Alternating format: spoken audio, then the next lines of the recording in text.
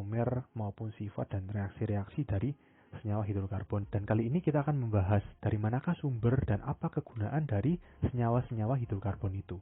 Oke, kita langsung bahas satu persatu ya. Alkana. Alkana ini sumbernya dari penyulingan minyak bumi. Bagaimana pengolahan minyak bumi sendiri akan kita bahas dengan detail nanti. Oke. Kegunaannya alkana yang pertama ini adalah yang paling utama, yaitu sebagai bahan bakar. Ya, kita tidak asing lagi dengan yang namanya LPG, bensin, solar maupun minyak tanah ya. Ini semuanya adalah golongan alkana yang berfungsi sebagai bahan bakar. Oke, yang kedua pelarut, misalkan petroleum ether dan nafta. Yang ketiga sumber hidrogen, ini biasanya untuk industri ya, gas alam dalam industri pupuk dan amoniak. Yang keempat, pelumas atau kita kenal dengan oli. Ini biasanya alkana-alkana yang suku tinggi. Yang kelima, bahan baku untuk senyawa organik lain, misalkan alkohol dan asam cuka. Dan yang keenam, untuk bahan baku industri, misalnya plastik, karet, deterjen, dan lain sebagainya. Yang kedua, alkena. Alkena ini sumbernya adalah perengkahan atau cracking alkana. Masih ingat ya, di reaksi alkana ada yang namanya perengkahan, yaitu pemecahan alkana dengan suku tinggi membentuk alkena dan alkana suku rendah. Ini adalah sumber dari alkena. Kegunaan alkena adalah untuk membuat plastik, karet sintetis, dan alkohol ya, mirip seperti alkana. Sedangkan alkuna, ini yang secara luas digunakan adalah etuna. Berasalnya dari pembakaran yang tidak sempurna dari gas metana. Kegunaannya adalah sebagai bahan bakar pengelasan logam. Berikutnya, kita akan membahas sumber dan komposisi gas alam, minyak bumi, dan batu bara. Ya, ini adalah pembandingnya. Yang pertama dari sumbernya. Untuk gas alam dan minyak bumi relatif sama, yaitu berasal dari jasad renik atau tumbuhan dan hewan lautan yang diureakan oleh bakteri anaerob selama jutaan tahun. Sedangkan batu bara itu sumbernya adalah dari pohon-pohon dan pakis yang terkubur selama jutaan tahun, gempa bumi atau letusan gunung berapi. Jadi perbedaan yang mendasar antara batu bara dengan gas alam dan minyak bumi adalah lokasinya. Kalau batu bara itu berada pada daratan. Kalau gas alam dan minyak bumi itu berada pada lautan. Makanya kebanyakan pengeboran atau kilang minyak bumi itu dilakukan di tengah laut. Meskipun juga ada kilang minyak itu yang ada di daratan. Kemungkinannya itu jutaan tahun lalu daratan itu masih berupa lautan. Oke? Nah, sedangkan dari komposisinya, yang membedakan adalah gas alam ini adalah alkana suku rendah, yang jumlah atom C-nya hanya 1-4. Ingat ya, waktu di sifat fisika, saya sudah menerangkan C1 sampai C4 itu berwujud gas. Oke. Selain itu, gas alam juga mengandung CO2, karbon dioksida, dan H2S, hidrogen sulfida. Nah, dari C1 sampai 4 ini, yang C1 berarti kan metana. Kegunaan dari metana itu adalah sebagai bahan bakar, sumber hidrogen, dan bahan baku metanol. Untuk C yang 2 berarti kan etana. Ini untuk keperluan industri, dan untuk C3 dan C4 yaitu propana dan butana, ini untuk LPG atau liquid petroleum gas yang fungsinya untuk bahan bakar di rumah tangga. Minyak bumi mengandung alkana, sikloalkana, hidrokarbon aromatik, sedikit alkena, dan senyawa karbon yang mengandung oksigen, nitrogen, dan sulfur atau belerang. Sedangkan batu bara ini komposisinya mengandung hidrokarbon, suku tinggi, dan belerang. Nah, berikutnya kita akan membahas tentang pengolahan minyak bumi. Ya, minyak bumi yang diambil dari dasar lautan ini akan dipisahkan kemudian. Berdasarkan apa cara pemisahannya? Berdasarkan titik didihnya. Jadi metodenya disebut destilasi bertingkat atau pemisahan yang dilakukan berdasarkan perbedaan titik didihnya. Oke, di sini akan dipecah-pecah menjadi beberapa fraksi. Fraksi pertama yaitu fraksi yang berbentuk gas. PIV-nya sangat rendah, kurang dari 30 derajat Celcius. Jumlah atom C-nya 1-4, kegunaannya LPG dan sumber hidrogen. Fraksi kedua adalah petroleum ether, yang titik didihnya antara 30-90 derajat Celcius. Jumlah atom C-nya 5-9, kegunaannya untuk pelarut. Fraksi ketiga adalah bensin, dengan titik didih antara 30-200. Jumlah C-nya 5-10, kegunaannya bahan bakar. Fraksi keempat adalah kerosin atau minyak tanah, titik didihnya 200-250 derajat, jumlah C-nya 11-13, kegunaannya sama sebagai bahan bakar. Fraksi berikutnya adalah solar, titik didihnya 250-300 derajat, jumlah C-nya 14-17, kegunaannya adalah untuk bahan bakar diesel. Fraksi yang ke-6 adalah minyak pelumas. Didihnya antara 300 sampai 400 derajat Celcius, jumlah C-nya 18 sampai 38, kegunaannya untuk pelumas. Dan fraksi berikutnya, parafin, didihnya lebih dari 350 derajat, jumlah C-nya lebih dari 20, kegunaannya untuk lilin. Oke, yang kita pakai untuk penerangan dan sebagainya. Dan fraksi yang terakhir adalah aspal, didihnya lebih dari 400, ini jumlah atom C-nya paling besar, yaitu 25 ke atas. Fungsinya sudah sama-sama kita ketahui, yaitu sebagai pelapis jalan raya. Berikutnya kita akan membahas mutu dari bensin. Ya. Nah, mutu dari bensin ini sangat berkaitan dengan yang namanya nilai oktan, karena nilai oktan ini merupakan nilai yang menyatakan mutu bensin.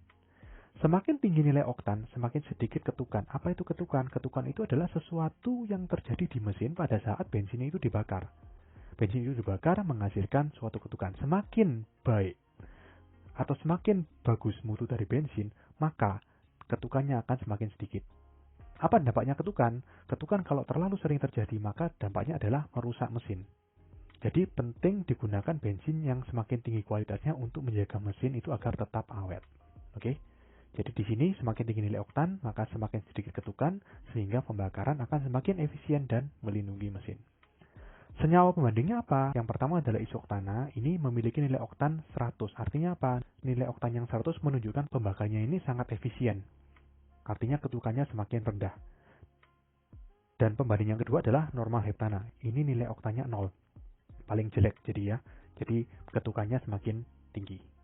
Umumnya, semakin banyak cabang, nilai oktan semakin tinggi. Jadi sebaliknya, kalau semakin sedikit cabang atau semakin lurus rantainya, berarti nilai oktannya semakin rendah. Oke? Untuk mengurangi ketukan pada bensin, itu ditambahkan zat-zat aditif.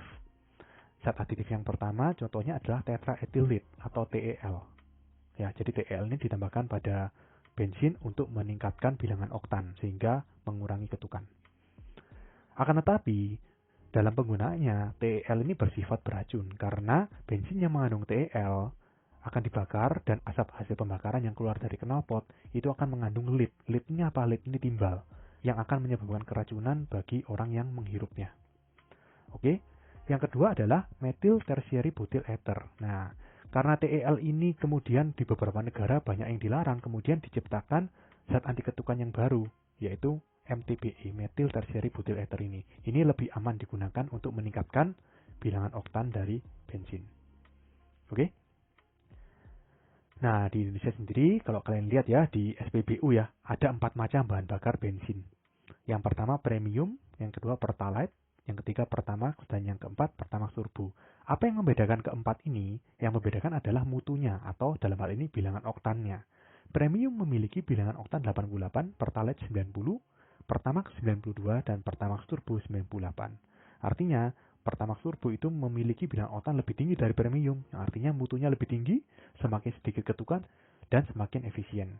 Ya, meskipun tentunya secara harga juga lebih mahal.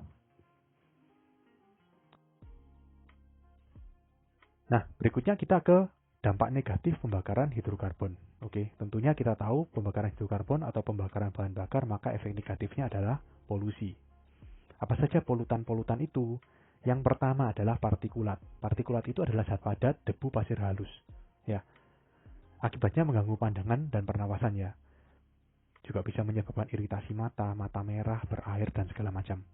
Pernafasan juga bisa infeksi saluran pernafasan atas, sesak nafas, dan sebagainya. Zat yang kedua adalah karbon monoksida atau CO. Sifatnya tidak berbau, tidak berasa, tidak berwarna. Nah, akibat dari CO ini sangat fatal, sangat berbahaya, yaitu keracunan. Kenapa kok bisa keracunan? Karena ikatan antara Hb dan CO lebih kuat daripada Hb dan O2. Kalian kok sudah belajar di pelajaran biologi ya, Hb itu adalah hemoglobin. Hemoglobin itu adalah suatu senyawa yang terkandung pada sel darah merah kita yang berfungsinya untuk sebagai transport oksigen ke seluruh tubuh. Nah, kalau misalkan ikatan antara Hb dan O2 ini dipecah oleh CO, ya CO itu menggantikan posisinya Hb, maka oksigen tidak dapat ditransfer ke seluruh tubuh. Akibatnya apa? Tubuh akan kekurangan oksigen. Ya, dampaknya kita akan keracunan. Dan dampak yang lebih fatal lagi bisa menyebabkan kematian. Inilah berbahayanya gas CO. Yang kedua, karbon dioksida atau CO2. Sifatnya sama, tidak berbau, tidak berasa, dan tidak berwarna. Dan di sini CO2 juga dapat menyerap radiasi inframerah matahari. Karena bisa menyerap radiasi inframerah matahari, maka CO2 ini dapat menyebabkan efek rumah kaca dan juga pemanasan global. Nah, untuk efek rumah kaca dan pemanasan global sendiri akan diterangkan nanti tersendiri. Oke? Zat berikutnya adalah oksida belerang. Oksida belerang ini SOX. Jadi X ini bisa digantikan dengan angka 2 atau 3 atau yang lainnya. Kalau misalkan X-nya ini 2, artinya SO2 berarti belerang dioksida atau sulfur dioksida. Kalau misalkan SO3 berarti belerang trioksida atau sulfur trioksida. Sifat gas ini tidak berwarna tetapi berbau sangat menyengat. Akibatnya mengganggu pernafasan, iritasi kulit, dan hujan asam. Hujan asam nanti juga akan dibahas tersendiri ya. Kemudian kita ke NOx atau oksida nitrogen. Sifatnya berwarna kekuningan, akibatnya menghasilkan asbut atau asap kabut ya, dan hujan asam juga. Oke. Berikutnya kita akan membahas efek rumah kaca atau greenhouse effect. Nah, apa yang terjadi di efek rumah kaca ini? Jadi seperti ini. Matahari menyinari bumi. Sinarnya masuk ke atmosfer bumi, kemudian oleh permukaan bumi, sebagian sinar diserap, sebagian lainnya dipantulkan. Oke. Nah, kalau misalkan di atmosfer bumi ini terlalu banyak gas-gas rumah kaca. Gas-gas rumah kaca itu apa saja? Ini. Karbon dioksida, uap air, metana, dan senyawa keluarga CFC atau klorofluorokarbon. Nah, kalau di atmosfer ini ada banyak gas rumah kaca, maka gas-gas rumah kaca ini akan menyerap radiasi matahari. Akibatnya apa? Jumlah radiasi yang dipantulkan oleh bumi akan semakin sedikit dan jumlah radiasi yang diserap bumi semakin besar karena diserap oleh gas-gas rumah kaca ini.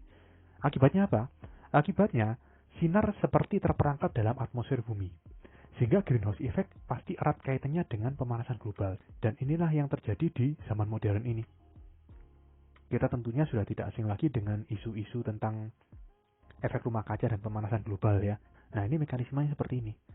Terutama yang paling berperan penting di sini adalah gas CO2. Dari asap-asap knalpot, asap-asap pabrik, industri, dan sebagainya menghasilkan emisi gas buang CO2, ini menyebabkan sinar matahari terperangkap di atmosfer bumi dan tidak bisa keluar, sehingga suhu bumi akan semakin hangat atau semakin panas. Dan akhirnya menyebabkan pemanasan global. Berikutnya, hujan asam. Apa sih penyebab hujan asam itu? Hujan asam disebabkan oleh oksida belerang dan oksida nitrogen yang bereaksi dengan air hujan. Jadi oksida belerang contohnya SO2 ya, bereaksi dengan H2O, menghasilkan H2SO3. Ini apa nih? Asam sulfit. SO3 ditambah H2O menjadi H2SO4 atau asam sulfat. NO2 ditambah H2O menjadi HNO2 dan HNO3, asam nitrit dan asam nitrat. Jadi kalian bayangkan kalau misalkan udara yang terkontaminasi ya atau yang terpolusi ya mengandung gas-gas ini, terus di daerah itu terjadi hujan, maka air hujan akan bereaksi dengan gas itu membentuk senyawa-senyawa yang asam. Yang kita tahu ini asam semua ya, asam sulfat, asam sulfit, asam nitrit, dan asam nitrat. Akibatnya apa? Kerusakan hutan, kerusakan bangunan, dan kematian biota air. Nah, terus bagaimana cara mengatasi hujan asam? Yang pertama sudah pasti dengan ya menetralkan asamnya. Yang kedua, mengurangi emisi oksida belerang dan oksida nitrogen itu sendiri.